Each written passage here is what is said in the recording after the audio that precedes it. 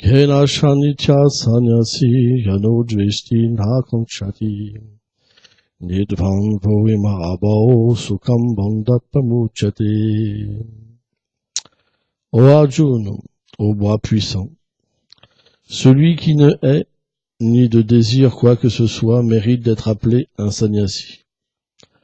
Car celui qui est libre des dualités, de l'aversion et de l'attachement devient facilement libéré de l'esclavage en ce monde. Commentaire. Donc ça c'est le commentaire de Shalamundacharya.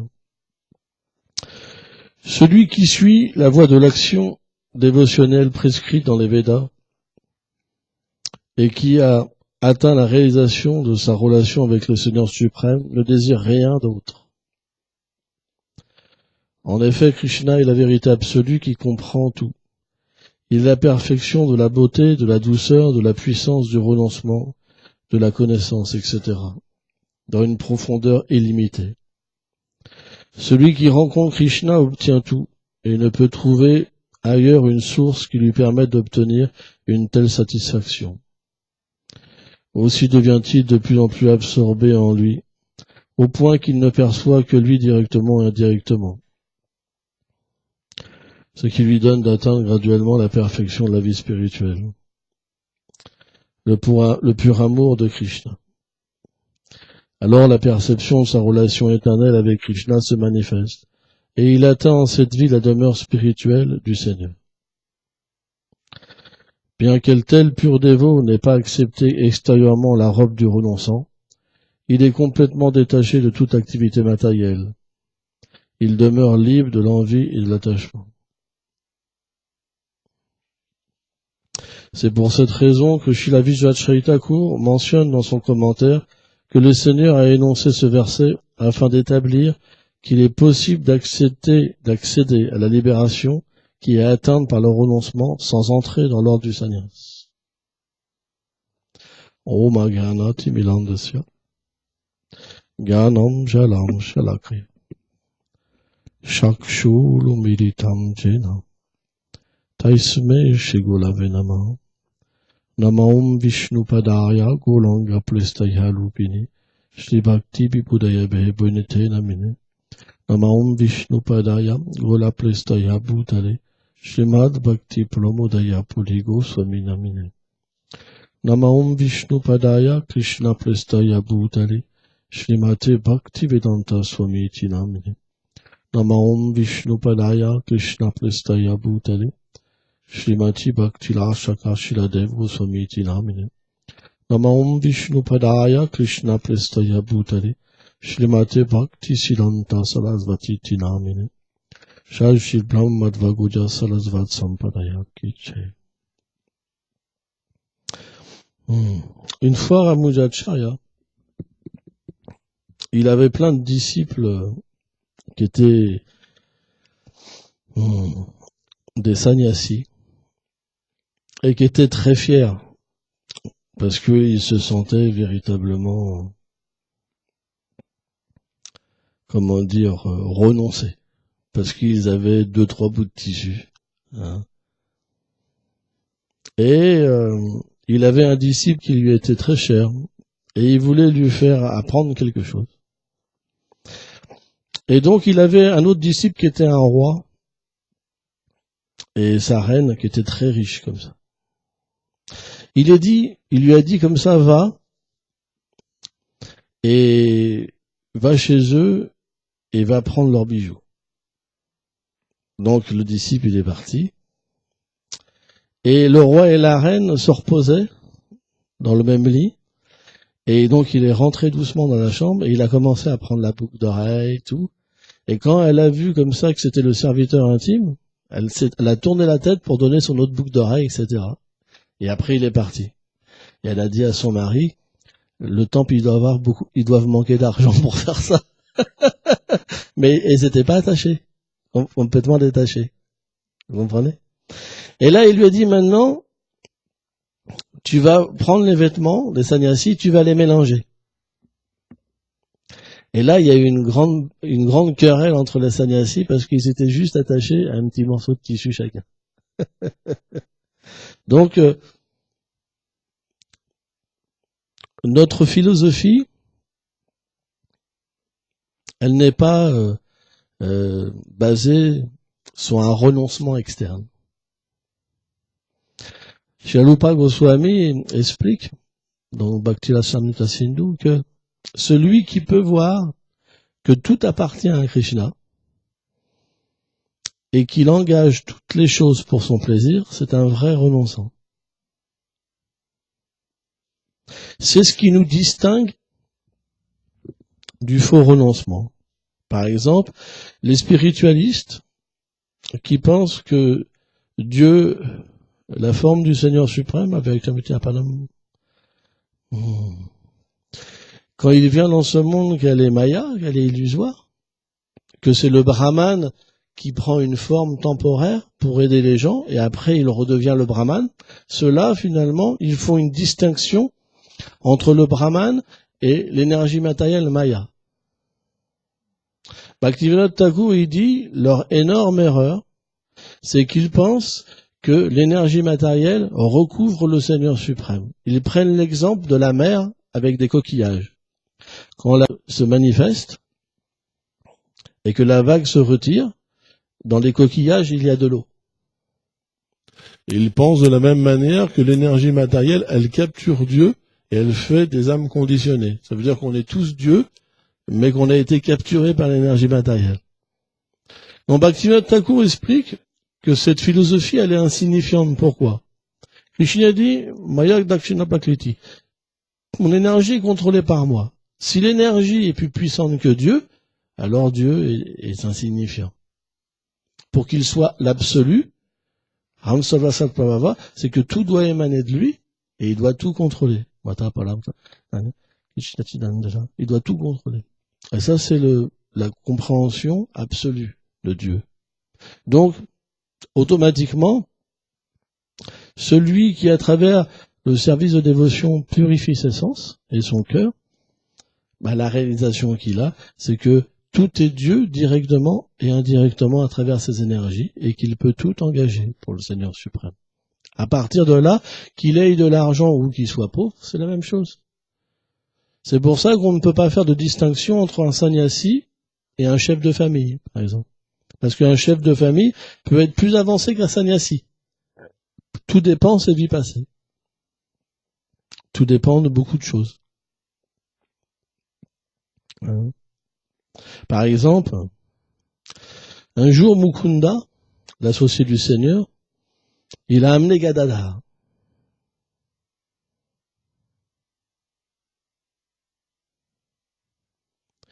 Et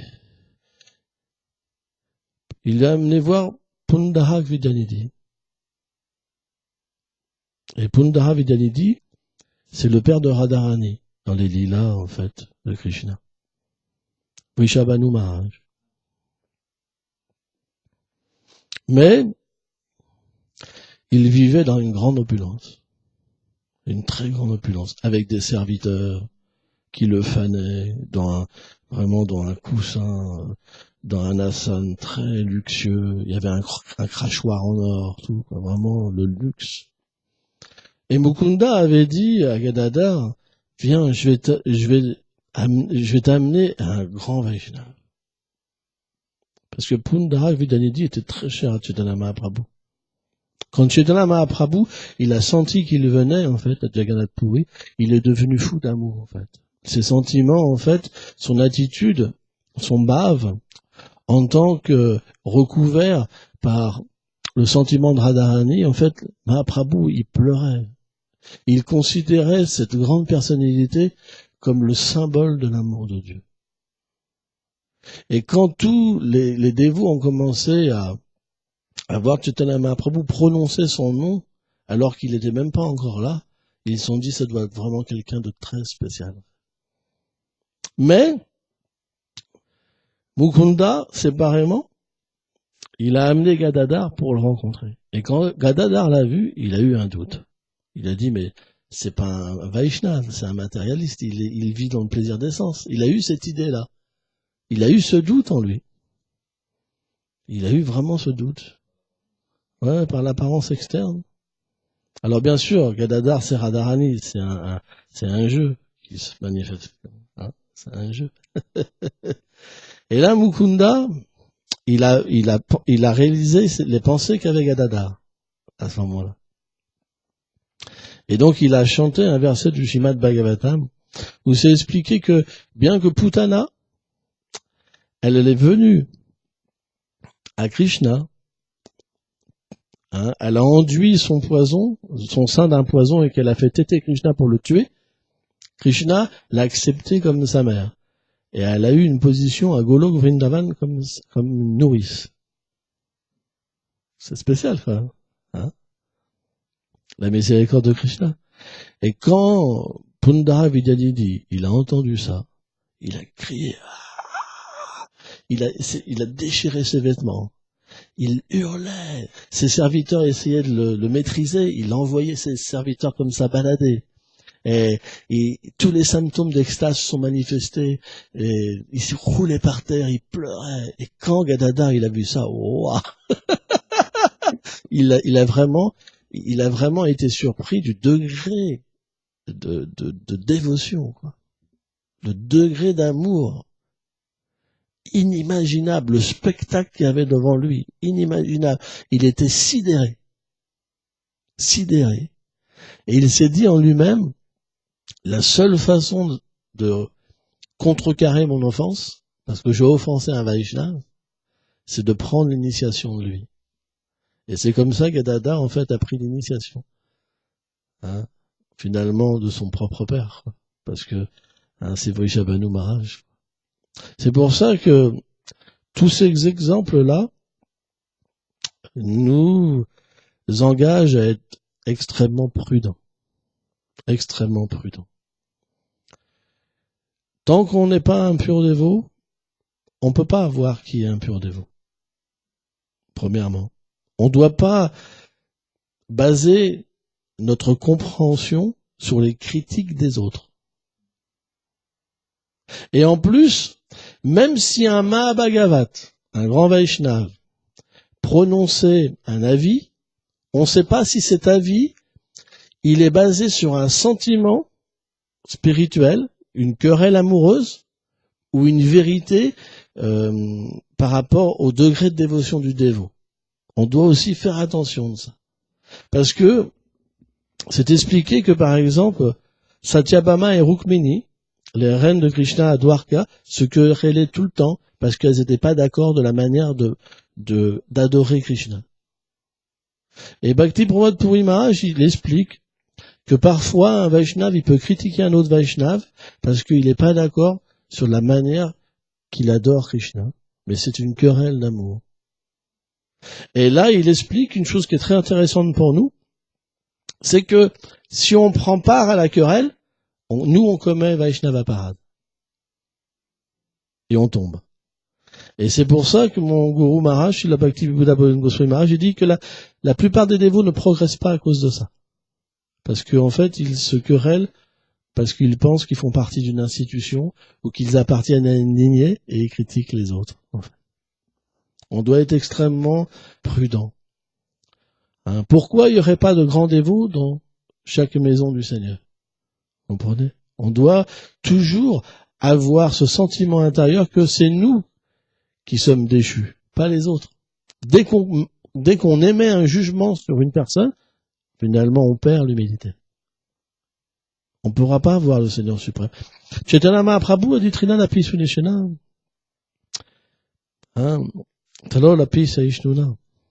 Et ce respect-là qu'on offre à tous les êtres, ça veut dire pas de jugement. Aucun jugement. Sauf envers nous-mêmes. C'est pourquoi on devrait vraiment enlever toute politique en nous. Et simplement être concerné par nous-mêmes. Par notre progrès spirituel. C'est quelque chose qui est très important. Alors bien sûr, au début, c'est difficile. Parce qu'on est dans l'âge de Kali. Et l'âge de Kali, ça sent la querelle et l'hypocrisie et la critique. Personne ne peut pas critiquer, c'est pas possible. Il faut vraiment une miséricorde spéciale pour arrêter de critiquer. Il faut vraiment que la miséricorde d'un Mahabhagavat vienne dans le cœur et qu'une humilité viennent dus au fait de percevoir un plan supérieur.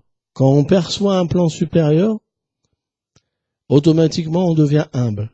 Et quand cette humilité spirituelle se manifeste dans le cœur, elle donne naturellement un esprit de service et un esprit d'obtenir la miséricorde de tous les êtres vivants. Mais tant qu'on n'est pas à ce niveau-là, il est très difficile de ne pas critiquer. C'est extrêmement difficile. Pourquoi ? Parce que tous les êtres cherchent le pouvoir.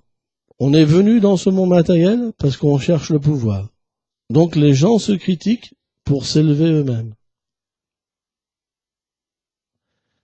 De cette manière-là, on est perdu. Parce que quand on s'élève nous-mêmes, le Seigneur disparaît. Plus on est petit, plus on perçoit.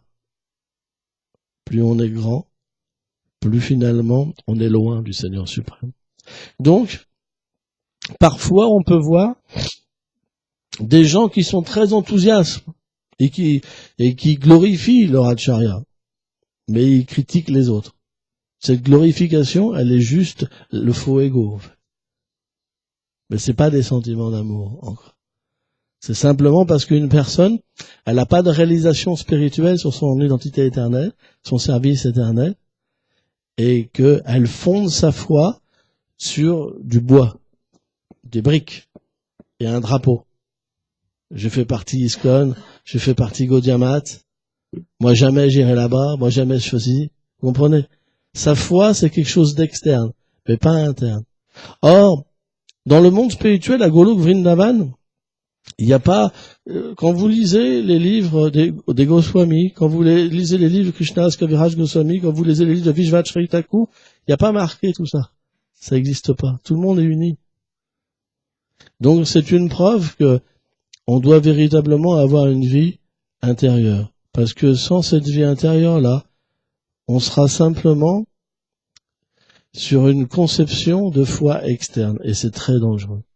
Srila Bhaktivedanta Swami Prabhupada disait que le plan Kanishta, c'est ce plan-là, où on a simplement foi dans une institution, et il est dangereux, parce que on peut critiquer et faire des erreurs. Parce que sur ce plan-là, on ne peut pas comprendre la différence entre un Vaishnav pur et un Vaishnav qui commence la vie spirituelle, etc., etc. C'est pour ça que nos acharyas ont expliqué, par exemple, Chaitanya Mahaprabhu, dans ce verset, il a dit, en fait, qu'est-ce que c'est le plan, au moins, intermédiaire? C'est un plan où il n'y a plus de désir matériel. Plus de désir pour la femme, plus de désir pour l'argent, plus de désir pour ceci, plus de désir pour cela. Simplement, on veut le service d'amour du Seigneur suprême. Peu importe qu'on soit un grihasta, peu importe qu'on soit un sannyasi. Et on devient attaché à Dieu, à Radha et Krishna. Et de la même manière qu'un matérialiste, par exemple, s'il veut obtenir une femme, mais que cette femme, elle n'aime pas les gens qui fument, il arrêtera de fumer. De la même manière, un dévot qui devient attaché au service de dévotion, il abandonnera graduellement tout ce qui est mauvais pour son progrès spirituel et il acceptera tout ce qui est bénéfique. Et donc, il rejettera la politique. Il rejettera le fait de voir des divisions.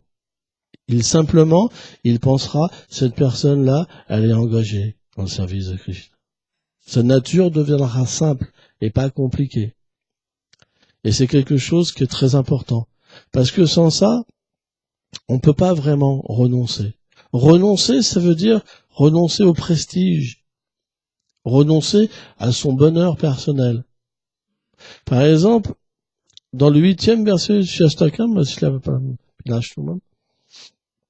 Chaitanya Mahaprabhu nous a expliqué l'état d'âme de Radharani, ce qui attire Krishna. Elle dit, peu m'importe si devant mes yeux, il est avec une autre personne que moi. Mais s'il trouve satisfaction de cette manière-là, je suis satisfaite. Bhaktivinoda Thakur dit, l'état de Radharani, c'est que si, pour sa satisfaction, elle veut prendre la place, mais que lui est malheureux, alors elle est malheureuse. Donc, qu'est-ce que c'est finalement la simplicité? C'est exister pour le plaisir de Krishna. Et quand on parle d'exister pour le plaisir de Krishna, ça veut dire qu'on comprend naturellement que tout est pour lui. C'est simple. Si, vous comprenez? Parce que, je vais prendre l'exemple d'un enfant et d'une mère, par exemple. On peut prendre un enfant comme notre possession, et de se dire, t'es à moi. Et faire des bisous, t'es à moi, t'es à moi, t'es à moi. Et s'attacher. Vous comprenez? C'est ma propriété. Mais on peut comprendre une autre chose, comme Bhaktivinoda Thakur, il nous explique, c'est que notre maison, c'est la maison du Seigneur. Notre mari, c'est le serviteur du Seigneur. Ma fille, c'est la servante du Seigneur. On peut avoir une autre compréhension. Bien sûr, on va avoir cette relation familiale qui est là, mais intérieurement, on sert Krishna à travers ses dévots. Et là, cet amour qui se manifeste dans la mère, c'est pas de l'attachement, c'est de l'amour spirituel pour Krishna. Et automatiquement, l'enfant est nourri avec des sentiments spirituels et non matériels. Et c'est ce qui donne l'harmonie dans le couple. Ça veut dire que on n'existe plus pour chercher notre bonheur, mais on existe pour le bonheur de Krishna, parce que il est celui qui est notre demeure. Il est notre Seigneur, il est chez nous. On est là pour lui. Et à partir de là, on peut devenir un pur dévot. Mais si on prend, Bhaktivinoda Swami Prabhupada dit, juste 1 centime pour nous, on est déchu. Juste 1 centime. Si vous pensez que quelque chose vous appartient en ce moment, vous ne pouvez pas atteindre la perfection. C'est pour ça que finalement, l'entraînement qu'on a, c'est de comprendre que tout existe pour lui et à chaque instant vivre pour lui. Et peu importe ce qu'on aura dans les mains, c'est pas grave. On ne sera pas attaché, on fera les choses pour lui. Et on pourra naturellement se détacher facilement de toutes ces choses aussi.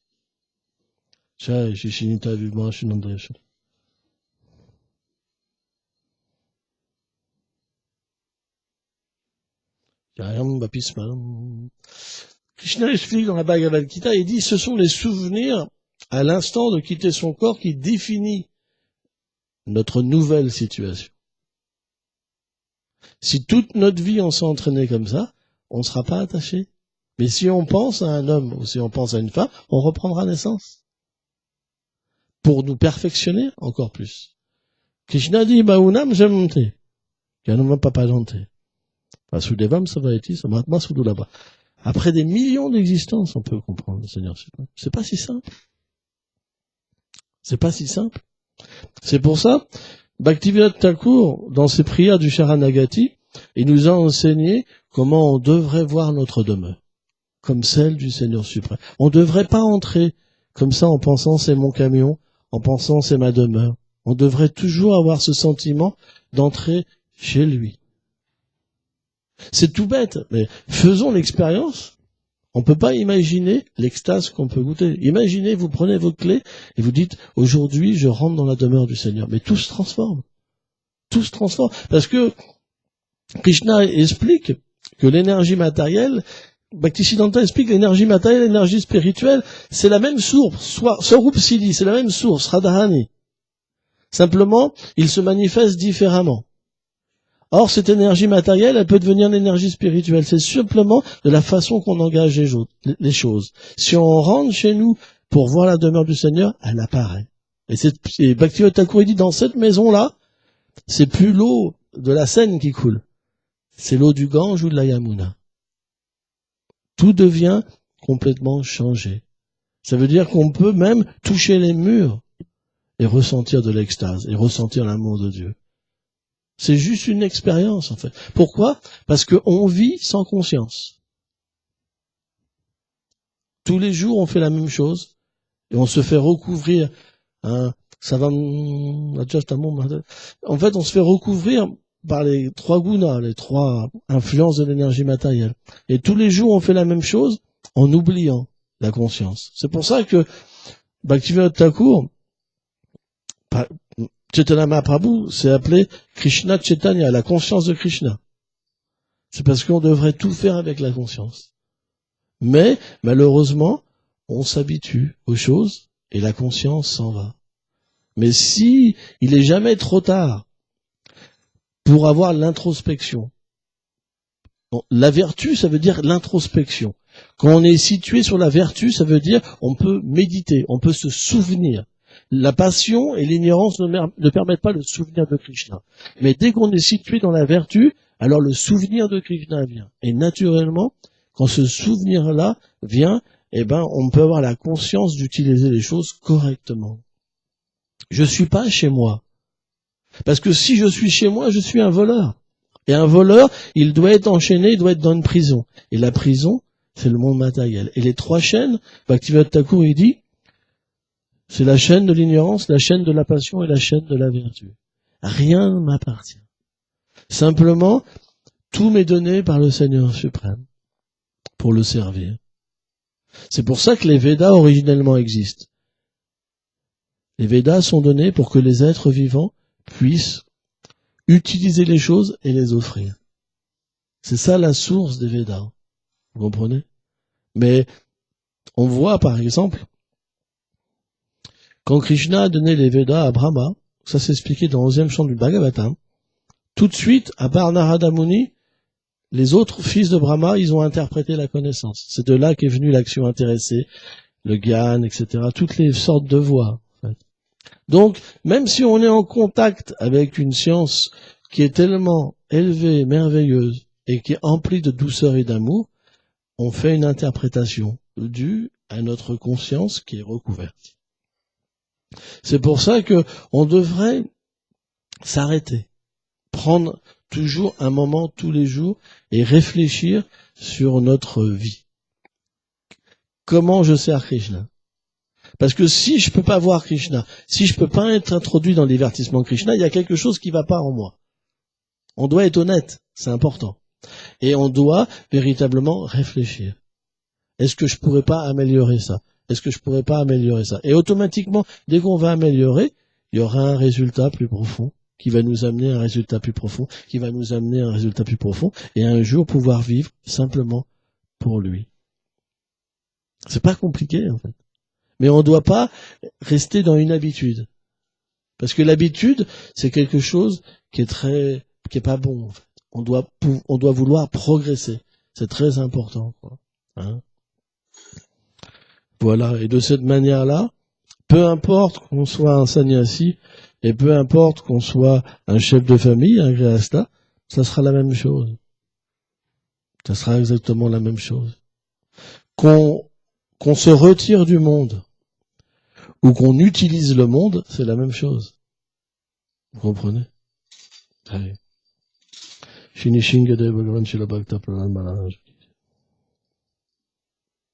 Et d'ailleurs, on voit, c'est très intéressant, quand Srila Bhakti Siddhanta, Prabhupada est venu dans ce monde, il a par exemple engagé des chaussures. Avant les sannyasis, ils n'avaient pas de chaussures, ils n'avaient pas de voiture, ils n'avaient pas ceci, ils allaient marcher à pied. Et lui, en fait, bien qu'il était un sannyasi, il a engagé le monde. Vous comprenez? C'est très intéressant. Alors, il s'est fait beaucoup critiquer pour ça. Les gens l'attaquaient, parce qu'il engageait les choses, parce que lui, il était détaché. Vous comprenez? Donc, voilà, c'est notre philosophie. Notre philosophie, si quelqu'un veut être pauvre, c'est son droit. Si quelqu'un veut être riche pour Krishna, c'est son droit. Parce que chacun a différents karmas, et certains vont être riches, certains vont être pauvres. Et on engage finalement notre environnement dû à des vies passées pour Krishna. C'est pas compliqué. Jai. Voilà, voilà. Si vous avez des questions, ça va? Tu veux dire quelque chose, toi? Tu veux dire quelque chose? C'est bien. Mmh. Mmh. Ouais, c'est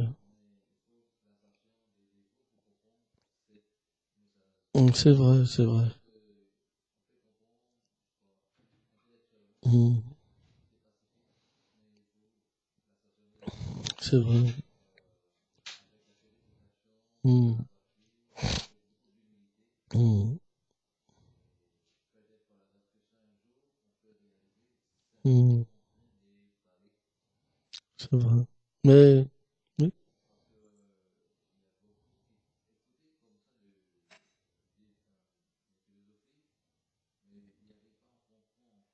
Hmm. Hmm.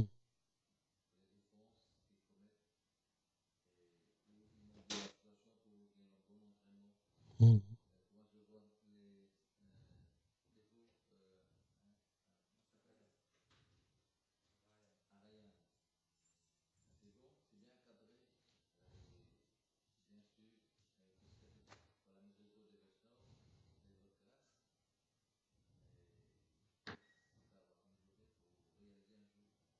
Hmm.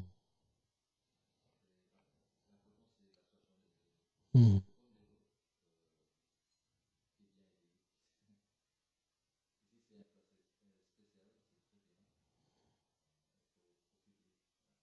Hmm. Hmm. C'est- D'accord. Donc, on va prendre Prashad vers 11h, ça va? Hein? Ça vous va, 11h? Hein? Ok. Ça sera dans la salle de yoga. C'est... Il y a le petit escalier, c'est la salle qui est juste là. Hein? J'avais